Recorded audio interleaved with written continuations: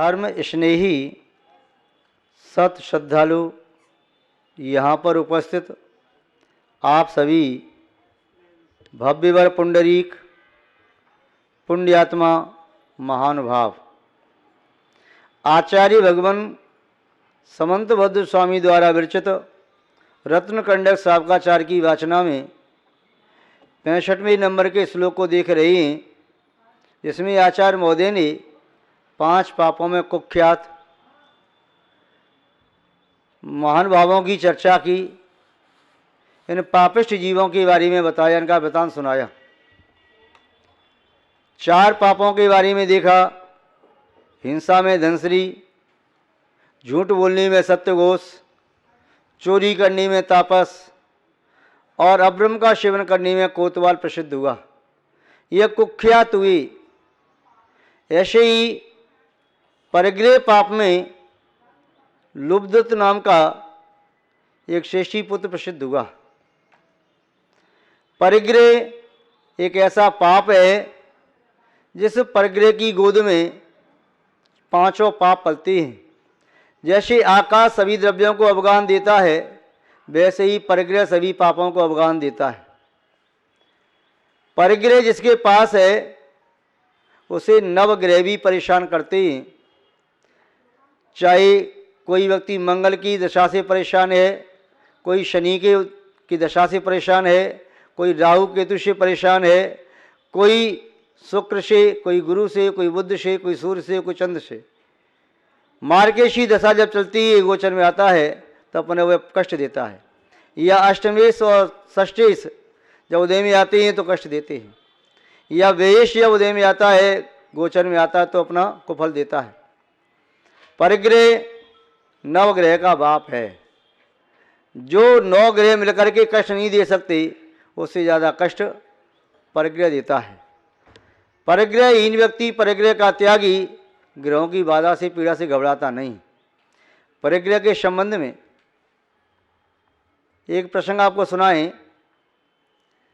एक बार शनि के संबंध में, शनि को लोग विशेष हानिकर मानते हैं कि शनि की साढ़े साथी न आए, शनि की पनौती न आई। और शनि के बारे में वैदिक परंपरा में मानते हैं कि शनि ग्रह का उदय आ जाए तो कंगाल कर देता है, राजा को भी भिखारी बना देता है। एक बार वह शनि, वैदिक परंपरा का प्रसंग है, एक बार वह शनि शिव जी के पास गया, शंकर जी के पास। कहने लगा कि मैं तुम्हारे पास आ रहा हूँ। शिव जी ने कहा, तू धमकी किसे दे रहा है? आना है तो आया। मैं तुम्हें फिर कह रहा हूँ, मैं आपके पास आ रहा हूँ। मुझसे सभी देवता घबराते हैं। शिव जी ने कहा, मैं नहीं घबराता, आना है तो खूब आ जा। शिव ने तीसरी बार फिर कहा, देख लो, सोच लो, मैं आ रहा हूँ। शिव जी ने कहा, आना है तो आ जा, मुझे डर नहीं है। बोले, क्यों? मैंने पार्वती को तो मायके भेज दिया, नादियों को पहाड़ पर छोड़ दिया, और मैं ध्यान में बैठ गया, तो क्या करेगा? शनि ने कहा, अभी मैं आया नहीं। जब नहीं आया तब तुम 3 प्राणी 3 जगह हो गए, और जब आ जाऊंगा तो क्या होगा? अभी तो आया ही नहीं। तो शनि से तो सब घबराते हैं। तो शनि ग्रह की पीड़ा या मंगल ग्रह की पीड़ा या किसी राहु केतु की पीड़ा कोई शरीर को कष्ट देती है, कोई धन नष्ट करती है, कोई बुद्धि नष्ट करती है। सभी ग्रह जब उल्टे पड़ जाएँ तो दुख देने वाले हो जाते हैं, किंतु दुख उसी को दे पाते हैं जिसके पास परिग्रह हो। आचार्य शिवकोटि मुनिराज ने भगवती आराधना में लिखा है, अर्थो अनर्थ मूलो सात। अर्थ अनर्थ का मूल है। धन ये अनर्थ कराने वाला है। धन वह है जो अनर्थकारी है, जो धर्म को नष्ट करके आए। धर्म के साथ आया हुआ अर्थ परमार्थ का रास्ता खोलता है। जिसने न्यायोपार्जित धन कमाया है, उसका वह धन इस जीवन में भी सुख और शांति देता है। उस धन से वह पुण्य की क्रिया करता है, दान देता है, पूजा पाठ करता है, तो परभव में भी वह धन सुख और शांति देता है। लक्ष्मी के 4 बेटे हैं। एक धर्म है, दूसरा अग्नि है, तीसरा राजा है, चौथा चोर है। जहाँ जेठे की कदर नहीं, लक्ष्मी का उपयोग यदि ज्येष्ठ पुत्र को नहीं दिया, धन जो धर्म है, धर्म के लिए खर्च नहीं किया, तो धन या तो अग्नि के द्वारा नष्ट हो जाएगा, या राजा टैक्स के रूप में ले लेगा, या चोर चोरी करके ले जाएंगे। व्यक्ति का धन पापिष्ट बुद्धि होती है तो धन या तो जाता है लिबासों में, अच्छे अच्छे कपड़े पहनने, आभूषण में वह धन खर्च कर देता है, या जाता है गिलासों में यानी ड्रिंक करने में चला जाता है, या फिर जाता है विलासों में, विलासी जीवन जीने में। ये पापी व्यक्ति के धन का है। पापी व्यक्ति का धन अधिकांशतः डॉक्टर के पास, वकील के पास, पुलिस वालों के पास, चोरों के पास, अन्य व्यक्ति के पास जाएगा, नष्ट हो जाएगा। किंतु पुण्यात्मा व्यक्ति की एक पाई भी पाप के कार्य में नहीं जाती। उसका धन पूरा का पूरा धन प्राय करके पुण्य के कार्य में ही लगता है। महानुभाव, परिग्रह जोड़ो मत, परिग्रह में आसक्त मत हो। धन उतना ही रखो जितनी आवश्यकता है। ज़्यादा रखोगे परिग्रह, ज़्यादा आरंभ करोगे तो फिर अधिक आरंभ और परिग्रह से नरक आयु का बंध होता है। बहु आरंभ परिग्रह तुम नारक शाउषा, बहुत आरंभ बहुत परिग्रह नरक का कारण है। लोभी व्यक्ति वह धन का व्यय नहीं करता। युक्त काले अपि धन व्यय भावो लोभ, युक्त काल में भी धन के व्यय का अभाव हो, समय आने पर भी धन का व्यय नहीं करे, पुण्य का काल सामने है फिर भी धन का व्यय नहीं करे, वह कंजूस कहलाता है, लोभी कहलाता है। और लोभी का धन वह स्वयं नहीं खाता। लोग कहते हैं लोभी का धन लावर खाए और बचे सरकारे जाए। लोभी का धन तो लबरा, झूठ बोलने वाले जो व्यक्ति बदमाश लोग होते हैं वही भोग करते हैं, या फिर जो बचता है तो राजा छीन लेता है।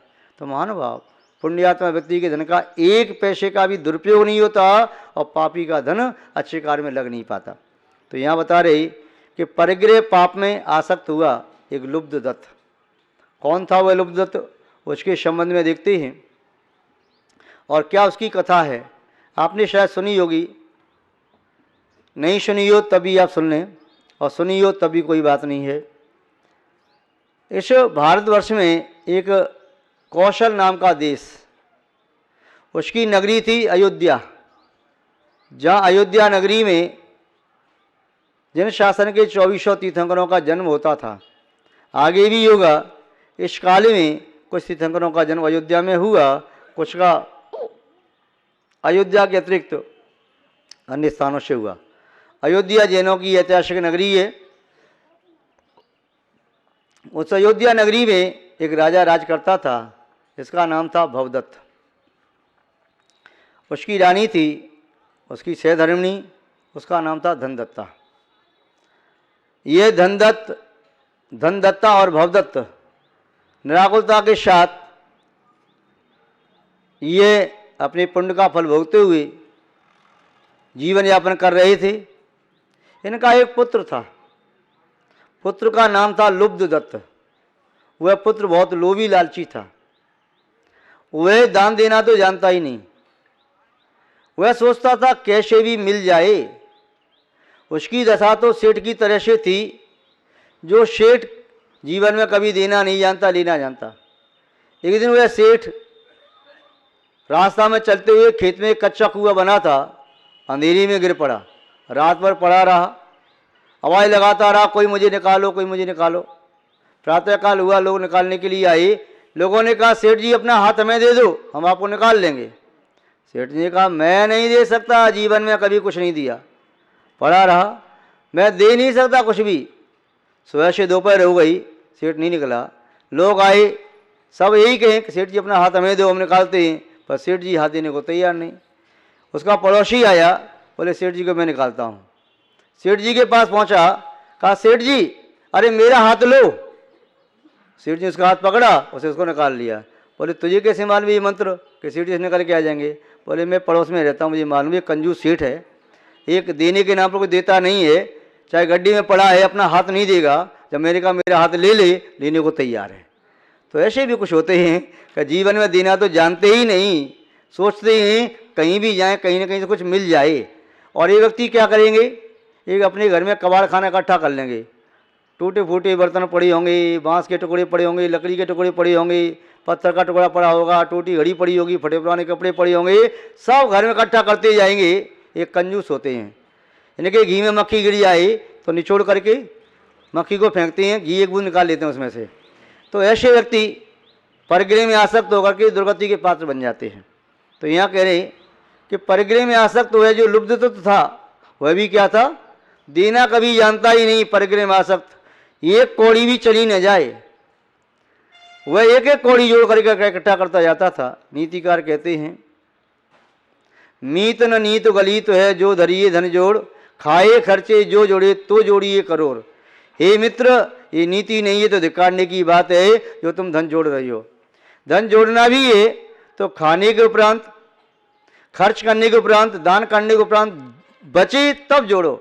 तुम तो पेट काट काट करके जोड़ रही हो, न कभी अच्छे से खा पाते न पी पाते, स्वास्थ्य खराब है तो सोचते बिना औषधि के ठीक हो जाऊंगा, न वस्त्र अच्छे से पहन पाते, बच्चों को भी कोई खिलौने नहीं लाते, मिठाई नहीं लाते, क्यों पैसा खर्च हो जाएगा। बच्चे बेचारे अपने मन की इच्छा को मार करके रह जाते हैं। तो उन्होंने कहा ये ठीक नहीं है, तुम जोड़ जोड़ के रख रही हो, तुम्हारे भाग्य का धन नहीं है, कोई और खा जाएगा।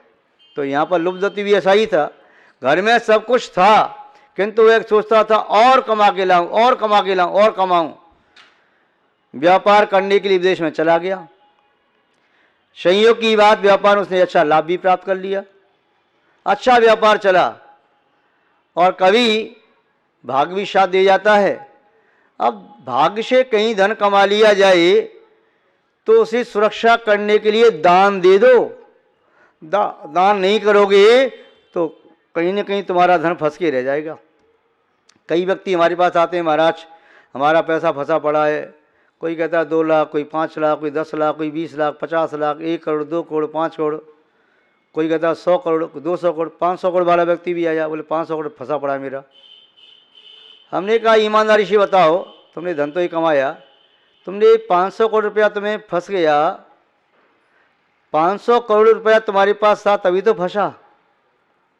500 करोड़ तुमने कमाया होगा तुमने, तब तुम्हारा फंस गया किसी के पास, या घाटा लगा, जैसा भी रहा। अपने जीवन में क्या तुमने कभी पूरे जीवन में 500 करोड़ का दान दिया है? निगाह नीची करके हिला देता है गर्दन। अच्छा बताओ, क्या तुमने जीवन में कभी 50 करोड़ का दान दिया है? निगाह फिर नीची कर ली, उसने फिर हिला दी गर्दन। हमने कहा अब सही से बताओ ईमानदारी से, क्या वास्तव में तुमने धर्म के लिए, राजनीति के दान की बात नहीं कर रहा मैं, या पुलिस वालों को दिया उसकी बात नहीं कर रहा मैं, या वकीलों को डॉक्टरों को दिया उसकी बात नहीं कर रहा, धर्म के क्षेत्र में देवशास्त्र गुरु के लिए, तीर्थ क्षेत्रों के लिए, धर्म के कार्य के लिए, मंदिर के लिए, या जनागम मंदिर के लिए, या संत भवन के लिए, या मानसम के लिए, या तीर्थ यात्रा के लिए, कोई भी पुण्य कार्य के लिए क्या तुमने अपने जीवन में 5 करोड़ का दान दिया है?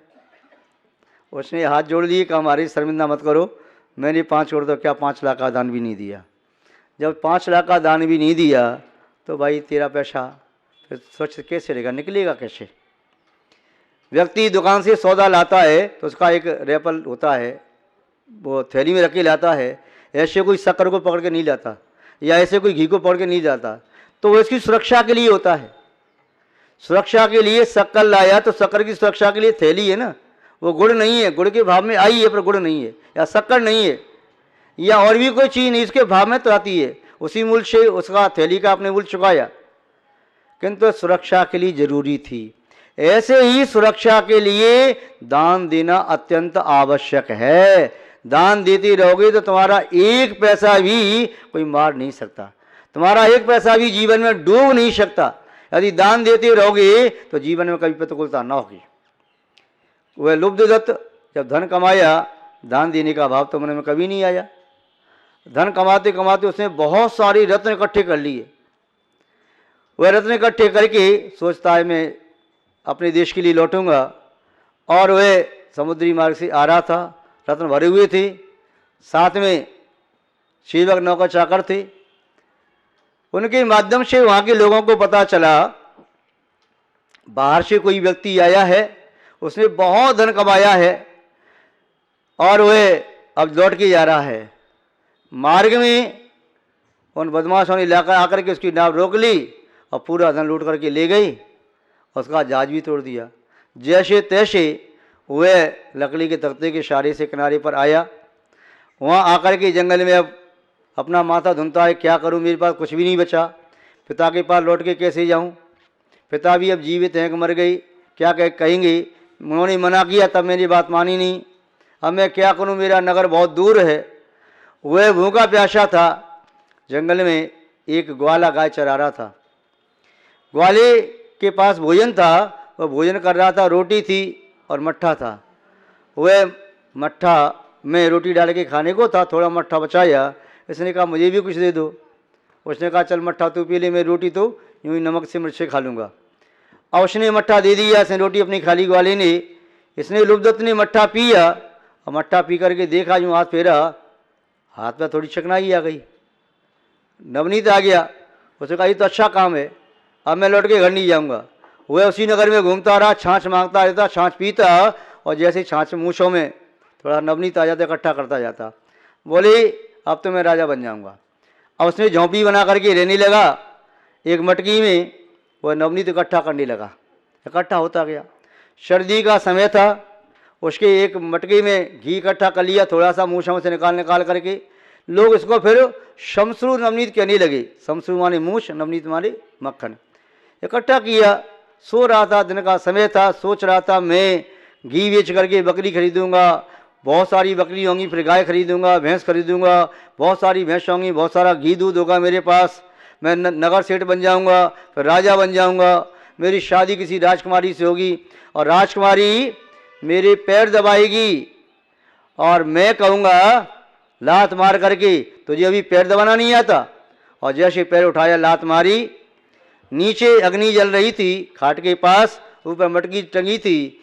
वह लात मटकी में लगी, मटकी धड़ाम से गिरी अग्नि पर, घी अग्नि में गया और भवक से आग लग गई, पूरी कुटिया जल गई, उसी में जल करके भस्म हो गया। तो ऐसे ही जो लोभी व्यक्ति होता है अपनी जीवन लीला से समाप्त कर देता है और मृत्यु को प्राप्त करके कोई अच्छी गति में तो जाएगा नहीं, लोभ के कारण दुर्गति को प्राप्त हुआ। तो महानुभाव आप लोग भी लोभ मत करें, जो आपके पास है उसका सदुपयोग करें, उसका दान करें, भोग करें, दूसरों के हित में लगाएं, यही पुण्य का साधन है। आप सबका मंगल हो, शुभ हो, कल्याण हो, ऐसी हम आपके प्रति मंगल भावना रखते हैं। इन्हीं भावनाओं के साथ शब्द श्रृंखला को विराम देते हैं। जय बोले श्री शांतनाथ भगवान की, पूज्य आचार्य गुरुदेव श्री विद्यानंद महाराज की।